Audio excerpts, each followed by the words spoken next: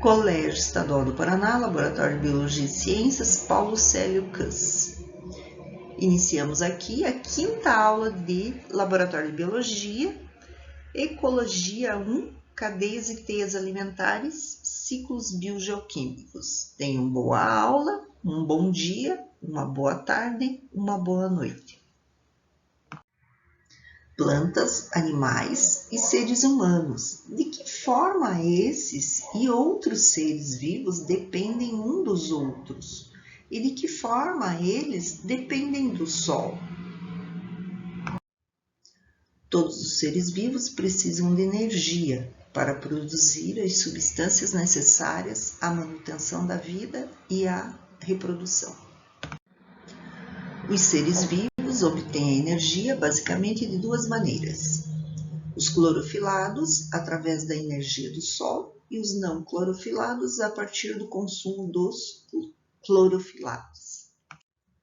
Cadeia alimentar. Cadeia alimentar representa a relação de alimentação entre os organismos, podendo ser entendida como tudo aquilo, animais ou plantas, que faz parte do ciclo alimentar de um ser vivo. Exemplo: ao comer um bife, mastigamos a carne de um boi que se alimentou de capim. Este é um exemplo bem simples de cadeia alimentar.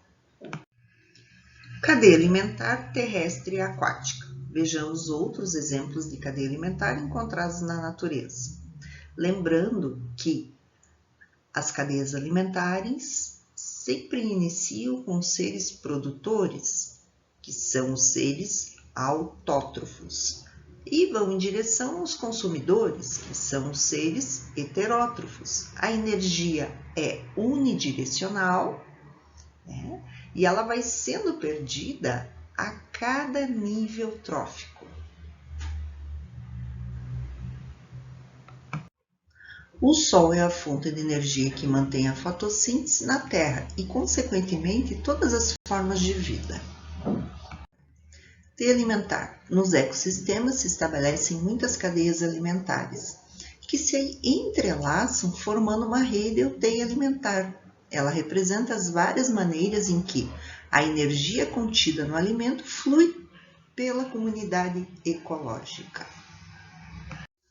Ciclos biogeoquímicos. Se você reparar, cada ação existente no planeta é composta por ciclos. Para que haja fotossíntese, por exemplo, a energia solar é convertida em energia química pelas plantas e algas. Esse tipo de processo está dentro dos ciclos biogeoquímicos. Ou seja, os ciclos ocorrem para que os elementos químicos da natureza possam circular de forma contínua.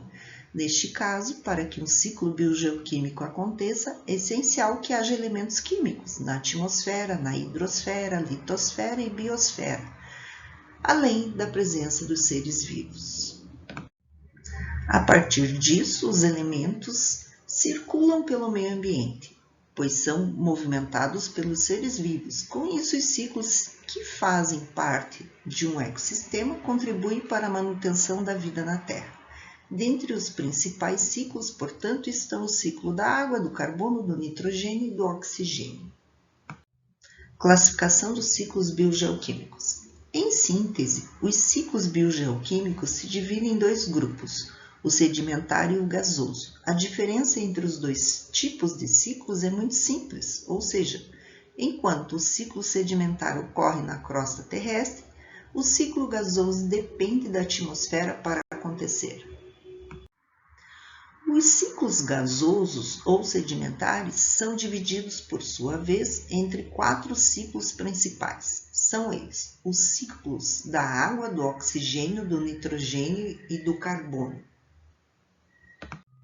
Ciclo da água. O ciclo da água ocorre de diferentes formas, dependendo das camadas da Terra. Além disso, a água pode ser encontrada nos 3 estados físicos: sólido, gasoso e líquido, sendo essencial para a manutenção da vida. A água em estado líquido, por exemplo, participa dos ciclos biogeoquímicos ao evaporar.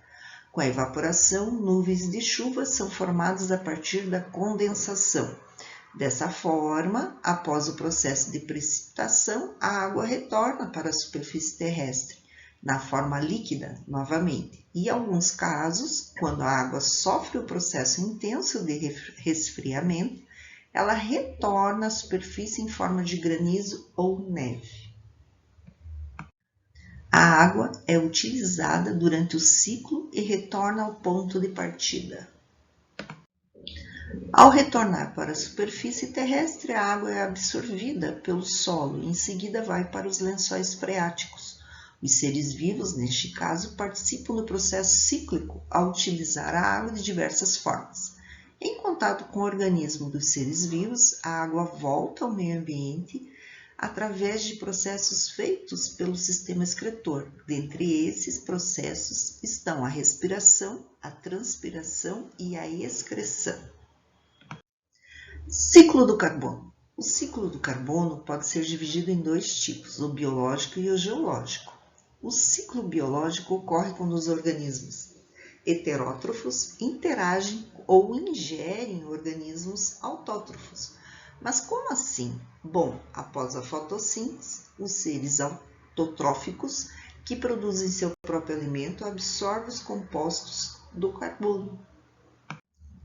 Em seguida, os seres heterotróficos, seres que se alimentam de outros seres vivos, consomem a matéria orgânica produzida pelos seres autotróficos. A partir disso, esses seres vivos devolvem o gás carbônico ao meio ambiente na forma de dióxido de carbono, CO2. Isso ocorre por meio da respiração e da decomposição dos animais. Entretanto, a emissão de CO2 pode ser causada de outras maneiras, ou seja, a ação humana é responsável por liberar grandes quantidades desse composto por meio de queimadas, por exemplo. Além disso, desmatamento e o uso de combustíveis fósseis, como o carvão mineral e o petróleo, também emitem grande quantidade de dióxido de carbono. Representação gráfica do ciclo do carbono. Preste atenção que existe a fotossíntese, a respiração e a decomposição são fatores essenciais para que este ciclo ocorra. Já o ciclo geológico do carbono ocorre de maneira mais lenta que o ciclo biológico. Isso porque, neste caso, ele é responsável pela regulagem da quantidade de carbono que circula na atmosfera, na hidrosfera e na litosfera. Com isso, pode ser encontrado no solo, rochas em ambientes aquáticos, além da atmosfera. Dessa forma, o ciclo geológico pode ser visto na troca de CO2 presente na atmosfera com o ambiente aquático. Por exemplo, outra forma de movimentação do dióxido de carbono é a dissolução no composto em água. Assim forma uma substância ácida, H2CO3, o ácido carbônico, responsável pela corrosão de rochas. Ciclo do oxigênio. O ciclo do oxigênio está inteiramente ligado ao ciclo do carbono. Isso porque, quando o oxigênio é absorvido pelos seres vivos, por exemplo, ele retorna à atmosfera na forma de dióxido de carbono, CO2. Assim, o principal meio pelo qual o oxigênio é produzido é a fotossíntese, ou seja, quando os organismos autotróficos realizam a fotossíntese, eles produzem matéria orgânica. Em seguida, essa matéria orgânica é liberada na atmosfera, sendo o oxigênio, O2, uma das etapas finais do processo. Logo, os organismos absorvem o oxigênio liberado por meio da respiração celular. Ciclo do nitrogênio. O nitrogênio é um composto químico muito importante para os seres vivos, porque ele está presente em aproximadamente 78% da atmosfera. Neste caso, os seres vivos consomem nitrogênio por meio de aminoácidos.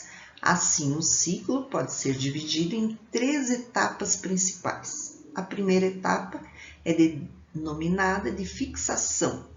O processo ocorre pela transformação do nitrogênio do estado gasoso, N2, em substâncias que podem ser consumidas pelos seres vivos. Neste caso, se transforma em amônia, NH3, ou nitrato.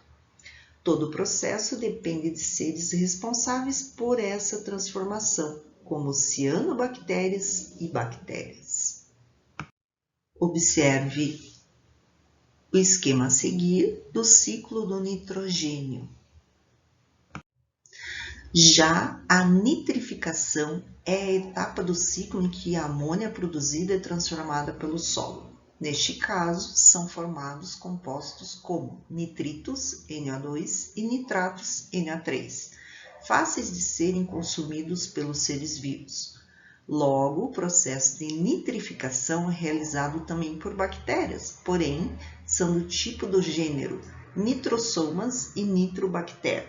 Por fim, a etapa de desnitrificação ocorre por meio das bactérias denominadas de desnitrificantes, e elas, então, retiram o nitrogênio dos compostos, como o nitrito e o nitrato, e em seguida o elemento é devolvido à atmosfera na forma gasosa. Aqui, um resumo dos ciclos biogeoquímicos da água, do oxigênio e do carbono. Leia com atenção. Referências bibliográficas utilizadas nesta aula. Sugestões de vídeos: O ciclo do carbono, Professor Albert e a ciência da natureza. E níveis tróficos, teias e cadeias alimentares. Agora, é só responder as questões do laboratório de biologia.